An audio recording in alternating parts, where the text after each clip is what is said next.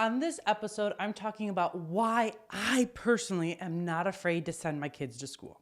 All right, so there's a few things. One thing you need to know about me, when I was still a college professor, I actually did a research project on mass shooters. And mass shooters defined by the FBI is a shooting event in public where at least 3 people or more are killed by the shooter. And so I dove into the developmental history of mass shooters, 150 mass shooters from the time of 1990 through, I think when we stopped coding them, it was like 200 or 2020, somewhere around there, 2021, maybe something along those. And we started to look into the developmental history of these mass shooters. And one thing that I learned as I was doing more and more research on mass shooters, school shooters, one thing I learned is school shootings are pretty rare. And so, yes, I know we see them on the news all of the time and it makes us afraid because we think that they're a much bigger deal. But honestly and truthfully, based off of research, school shootings are rare.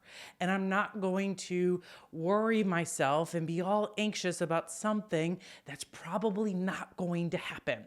So that's the first reason that I don't worry about sending my kids to school. The second thing is I have absolutely no control over whether or not there's a school shooting at my kid's school. I don't have control over it. And so as a clinical psychologist, I tell parents and individuals all of the times, control what you can control, but school shootings and whether or not it's going to be a thing, I don't have control over it. So again, I'm not going to be anxious about it because I don't know whether or not it's going to happen.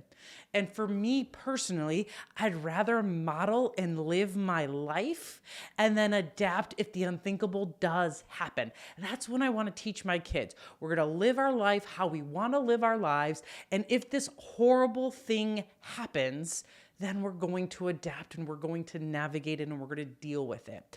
Because here's something that I truly believe. I have never died because I wasn't strong enough to handle what was thrown at me. Think about that. A question that I ask my clients all of the time is, when was the last time you died because you couldn't handle something? Chances are you just took a sigh. And the chances are you just answered, it's never happened. Because we are a hell of a lot stronger than we give ourselves credit for. And so I'm going to live my life.